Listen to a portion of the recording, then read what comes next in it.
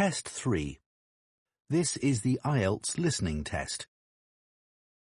You will hear a number of different recordings and you will have to answer questions on what you hear. There will be time for you to read the instructions and questions and you will have a chance to check your work. All the recordings will be played once only. The test is in 4 parts. At the end of the test, you will be given 10 minutes to transfer your answers to an answer sheet. Now turn to Part 1.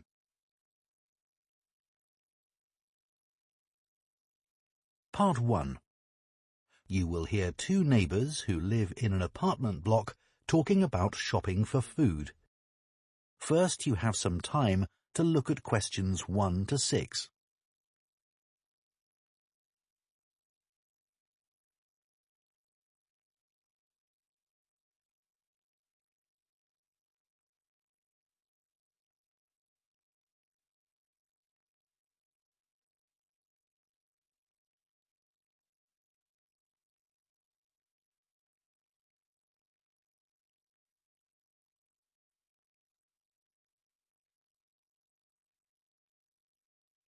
Now listen carefully and answer questions 1 to 6. Hi, Shannon. How are you settling into your new flat? Really well, thanks. You look like you're going shopping. Yes, I am. My cousins are coming to stay for a couple of days and I have to cook for them. Well, there are plenty of places to buy food in Kite Place. It's the area by the harbour. Oh, okay. I'll find that on the map. Thanks. What sort of food do you need to get? Well, neither of them eats meat, but they both like fish. Well, there's a really good fish market there. Oh, great. Where is it exactly? It's at the far end of Kite Place. So you have to go over the bridge, and then it's on the right. Okay. Is it open all day? It doesn't close until 4, but I'd recommend going earlier than that. It does run out of some things. Oh, I don't want that to happen. As long as you get there by 3:30, you should be fine. It's only 11 now, so plenty of time. Right.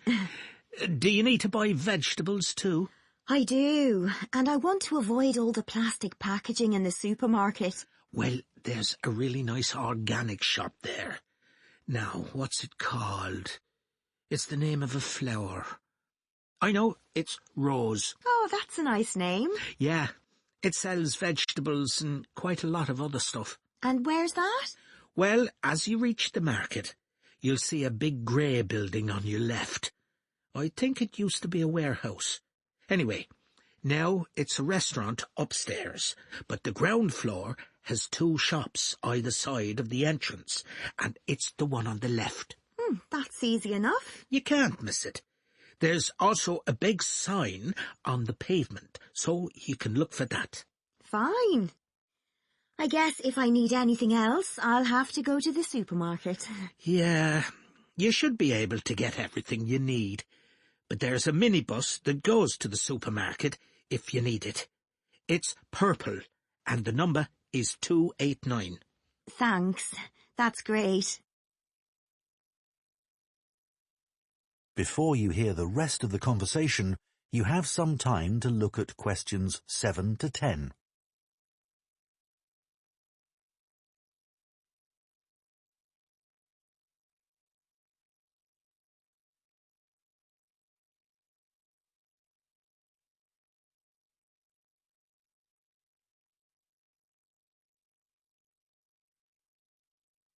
Now listen and answer questions 7 to 10. So, what do you need to get at the fish market? The salmon is always very good, and the shellfish. I'm going to make a curry, I think, and I need about 12 prawns for that. They'll have plenty of those. Okay. Have you ever tried samphire? No, what's that? It's a type of seaweed. Oh. I just ask for a handful, and you fry it in butter. It's delicious. Oh, I might try that. How do you spell it? It's S-A-M-P-H-I-R-E. A, M, P, H, I, R, E. Great. It's always good to try something different. Yeah. I'll see what beans they have in the organic shop, and I think I'll get something for dessert there. How about a mango? I'm not sure. They're not always ripe. I'd prefer a melon. It's bigger too. Good idea. The owner also sells a lot of spices there that you can put in a curry, and things like coconut. Oh, that's very helpful. I'll have a look. No problem. I know bread doesn't really go with curry, but I always like to have some in case. As I said, all the bread is homemade, and there's lots of variety. I like the brown bread myself. Sounds good. They sell other things there too. Like cakes? I love chocolate cake. Well, not that. But they have a whole range of tarts, and the best are the strawberry ones. Perfect. Hopefully I won't even have to go to the supermarket. That is the end of Part 1. You now have 1 minute to check your answers to Part 1.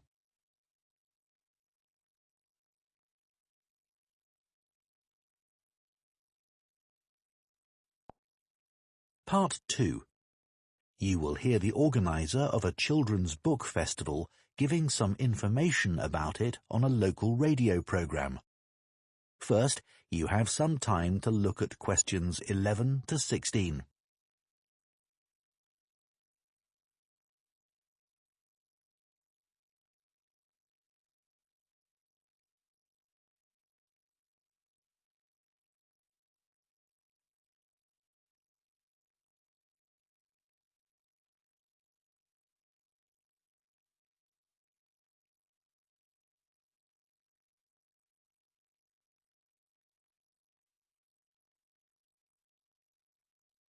Now listen carefully and answer questions 11 to 16. The Children's Book Festival is coming up again soon, and here to tell us all about it is the festival's organiser, Jenny Morgan. So tell us what we can expect this year, Jenny.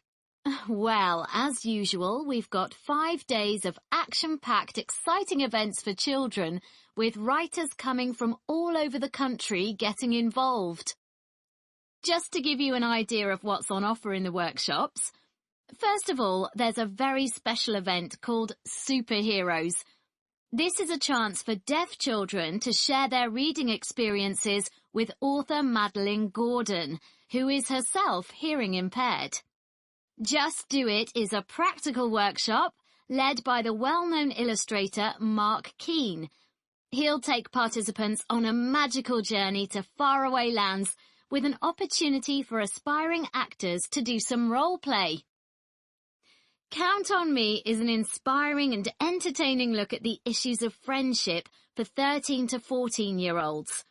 It looks at some of the friendships described in popular books and asks participants to compare these with their own experiences. Speak Up is part of a series of workshops on the subject of mental health. This is a creative writing workshop encouraging children to describe situations where young people experience loneliness. A recent survey revealed that children can be lonely even when they're at home with their families.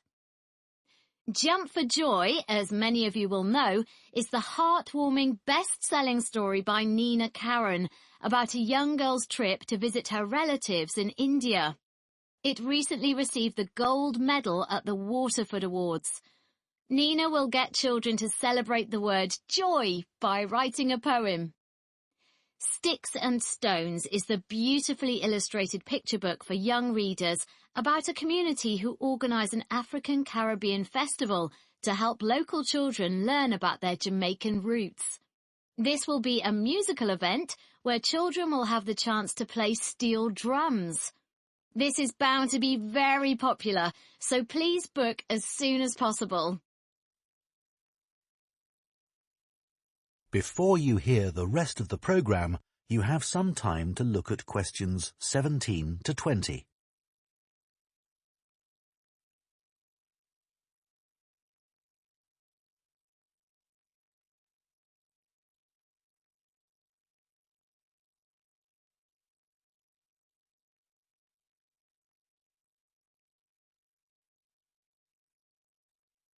Now listen and answer questions 17 to 20.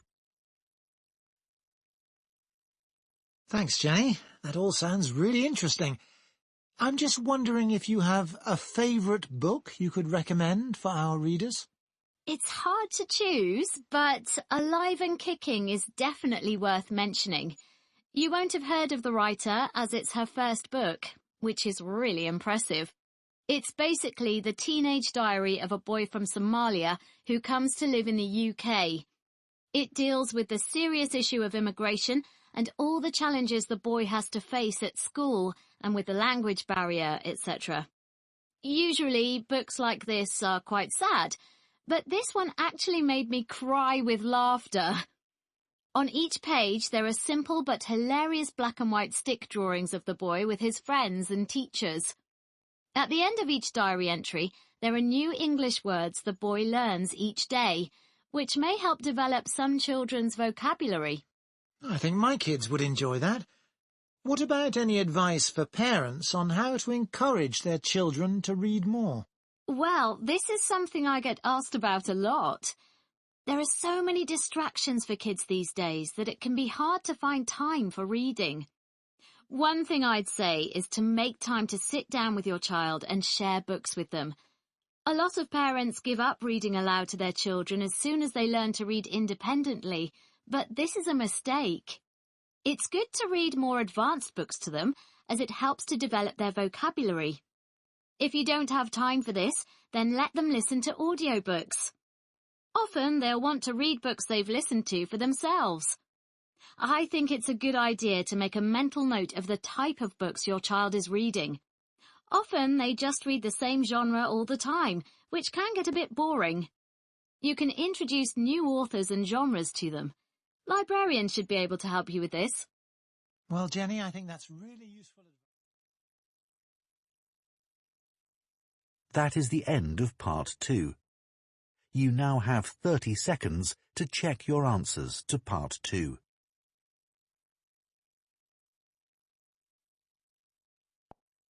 Part 3.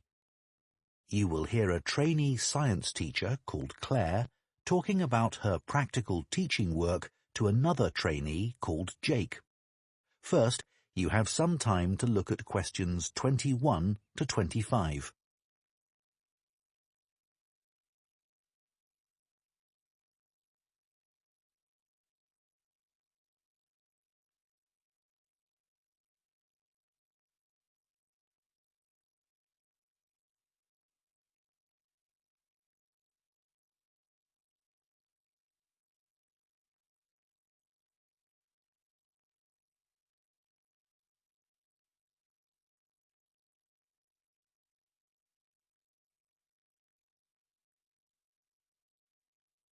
Now listen carefully and answer questions 21 to 25. Hi, Jake. How are you getting on with the practical teaching? Oh, it's harder than I expected, but I've got some great classes. How about you? Not brilliant. I'm really struggling with my Year 12 science class. Are they hard to control? Well, I don't have discipline problems as such. It's just that they don't seem to think that science has anything to do with their lives. It's depressing. They listen to what I say, and I gave them a test last week, and the results weren't too bad. But there's no real engagement. Right. And as part of my teaching practice, I have to design an experiment for them to do. I was wondering about something on the children's diets, asking them to record what they eat and maybe linking it to their state of health. Let's think. So your methodology would involve the children recording what they eat, okay, but you'd also need to have access to the children's medical records, and I don't think people would be happy about that. Confidentiality would be an issue. If you could get the right data, the conclusions might be significant, but I suspect it's not going to be easy. Right. Have you thought about doing an experiment using animals? Wouldn't that be upsetting for the children? Well, the animals don't have to be harmed in any way. It could just be an experiment where they're given a certain diet and the effects are observed. Would I have to get permission to use animals? Yes, you'd have to submit an outline of the experiment and fill in a form, but it's quite straightforward. But if we found out that, say, a particular diet affects the health of animals, the same thing wouldn't necessarily be true for people, would it? No, that's true. But the findings for any experiment are going to be limited. It's inevitable. I suppose so. So, what animals could I use to investigate the effects of diet? Mice? Yes, you'd need experimental mice, ones that have been specially bred for experiments. OK, so what will your experiment be investigating exactly? Well, something to do with nutrition. So maybe we could look at food supplements, things like extra iron and extra protein, and their impact on health. That might be rather broad.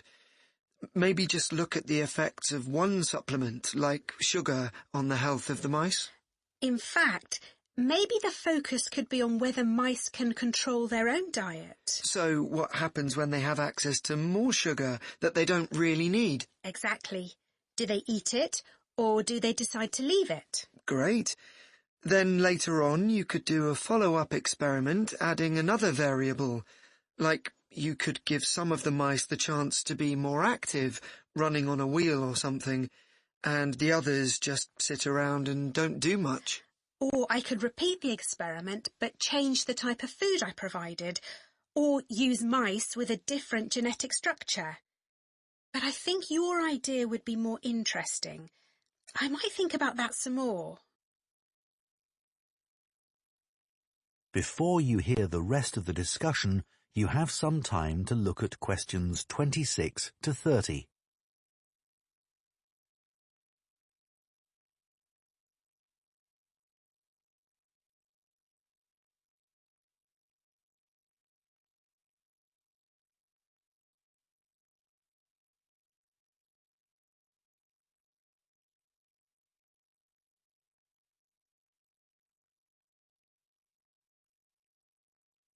Now listen and answer questions 26 to 30.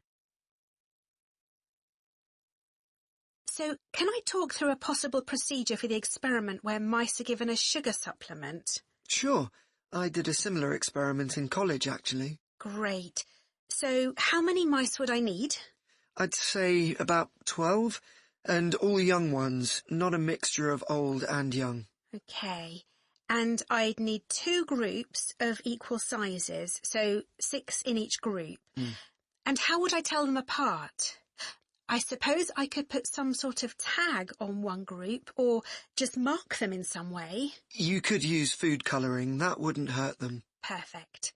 Then each group would go into a separate cage, and one group, let's call them Group A, would be the control group.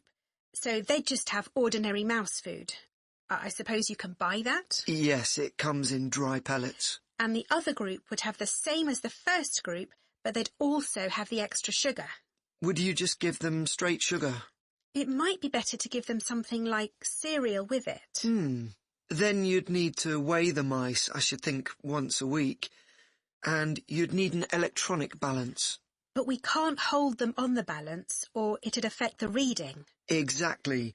So you need something called a weighing chamber to stop the mice from running away. It sounds complicated, but actually you can just use a plastic box with holes in the top. OK. So once we've measured the weight gain of each mouse, we can work out the average for each group, as well as the standard deviation, and then see where we go from there. That sounds cool. I think the students will enjoy it. Yes. One thing you must remember... That is the end of part 3. You now have 30 seconds to check your answers to part 3. Part 4. You will hear part of an environmental science lecture about microplastics. First, you have some time to look at questions 31 to 40.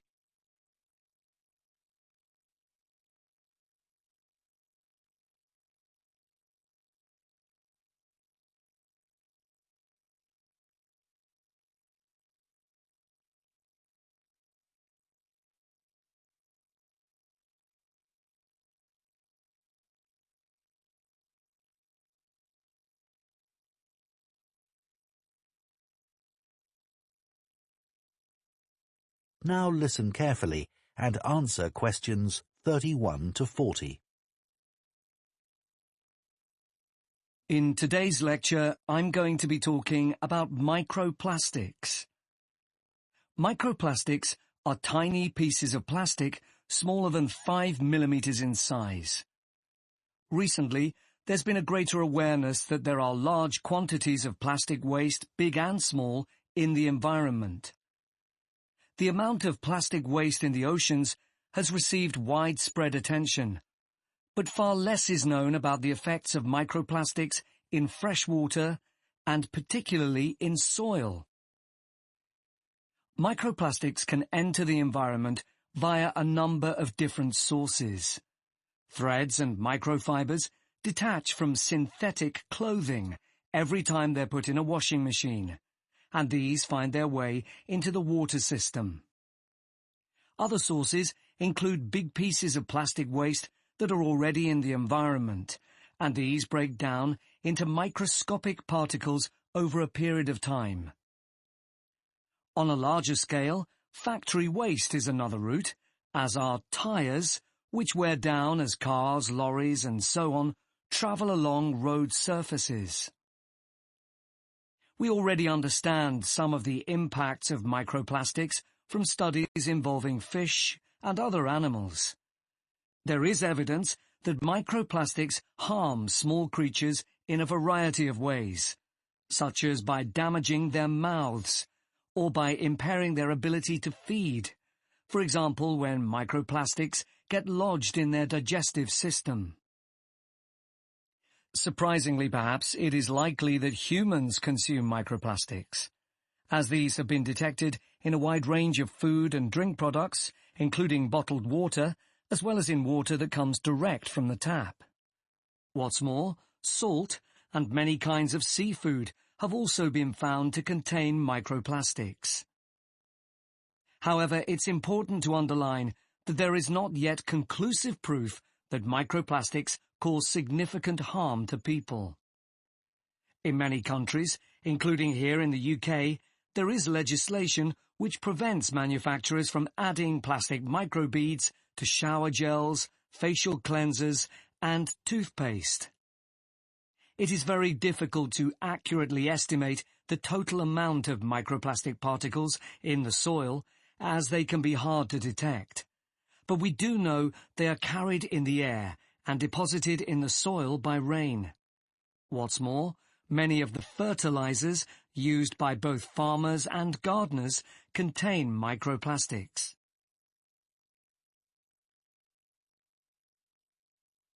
A team from the Anglia Ruskin University in Cambridge has carried out a study of the effects of microplastics on the digestive tracts of earthworms.